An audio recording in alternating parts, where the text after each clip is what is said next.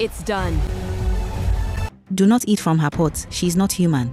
Nobody listened, because once you taste Ndidi's pepper soup, your life will never remain the same again. Her pepper soup was not ordinary food. The aroma alone could pull somebody out of sleep. People abandoned their own kitchens. Women stopped cooking in their houses. Men returning from farm would say, "Forget home food, take me to Ndidi's stand." Even strangers from distant villages heard about her. They trekked for hours under hot sun. Some crossed forests, some crossed markets, just to buy one bowl, and nobody ever regretted it. Every single day, Ndidi sold more than 5 giant pots. Before midday, empty. Before evening, finished. The villagers rushed to her stand like ants gathering around sugar. People ate. Sweat rolled down their faces. They licked their fingers, then begged for extra soup. But success has enemies. And slowly, jealousy entered umuata village. The other sellers became bitter. How can one woman be making all the money? What is she putting inside that soup? This is not normal. Their hearts became dark. They stopped seeing hard work. They stopped seeing talent. All they saw was envy. One night, they gathered secretly, their faces hidden beneath darkness, and they made a terrible decision. If they could not become successful, then Ndidi must fall. So they poisoned her pepper soup. Yes, poison. Cold. Wicked. Deadly poison. But they did not stop there. After poisoning the soup, they spread lies across the village. Then something strange happened. The villagers who ate from Ndidi's food began purging. For days, their stomachs twisted. Their bodies weakened. People cried. Families panicked. Immediately, accusing fingers pointed toward Ndidi. She has killed us. That woman is evil. She is using dark powers. But even after all the chaos, something shocked everyone. When the sickness finally reduced, people still returned. Yes, returned.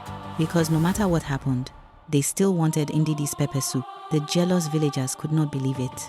After everything, they still support her. Their hatred grew worse. This time, they decided they wanted something permanent. No more poison, no more rumors. They wanted death, and they chose the Ndidi River. The river everybody feared. The river known for swallowing human beings. The river mothers warned their children about. People entered. People disappeared. Nobody returned. That river. One evening, they cornered Ndidi. She struggled. She cried. She begged. But jealousy does not hear mercy. With one violent push, they threw her into the Ndidi River. The villagers stood watching, waiting for the river to swallow her forever. Then, silence. No scream, no struggle, nothing. They smiled. It is finished. But they did not know. Ndidi was never ordinary. Deep beneath the waters, far below human eyes, was a hidden kingdom. A kingdom of shining corals, blue light, and ancient power. Ndidi was not dead. She had returned home, because Ndidi was a mermaid, a princess of the deep waters. When she reached the underwater kingdom, her mother embraced her. Her siblings cried tears of relief. But when her father, the great mermaid king, asked, "Who did this to you?" Ndidi lied. "Nobody hurt me, father. I came back on my own." Because despite human cruelty, a part of her still loved the land. But kings do not rule with ignorance. Her father knew humans. He knew their greed. He knew their violence. So he walked toward the ancient mirror, the mirror that reveals hidden truth. The waters inside the mirror began moving. Images appeared, and there he saw everything. The poison, the betrayal, the villagers, the push into the Ndidi River. The mermaid king's eyes burned with rage. The ocean shook. The palace trembled. His voice thundered across the waters. "They dared touch my daughter." His anger became judgment, and he sent a flood toward umuata kingdom. Not rain, not ordinary water, a furious flood. Houses disappeared, trees uprooted, farmlands vanished. People screamed, children ran. The river overflowed like an angry beast. Before mercy could speak, 1,200 people had died.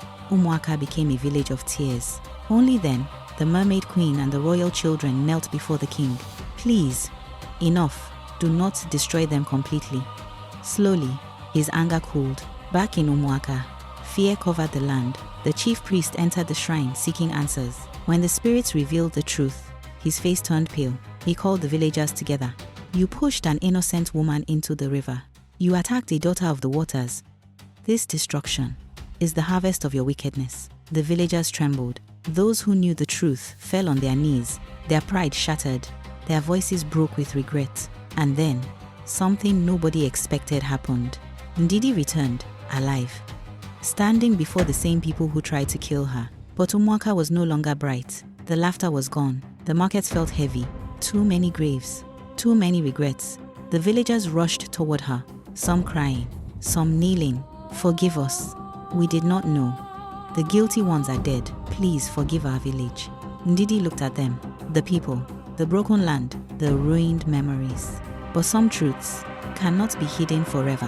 Her identity had been exposed. The mystery was gone. She could no longer cook among humans who now feared her. So quietly, Ndidi left umuata.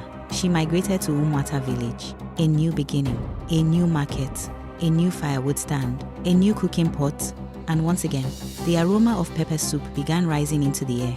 People gathered, people smiled, people returned for second bowls. But this time, Ndidi cooked with caution, because she had learned something painful. Sometimes, the same people who enjoy your gifts may secretly pray for your downfall. What did you learn from this awesome story? I learned jealousy can destroy lives, and you?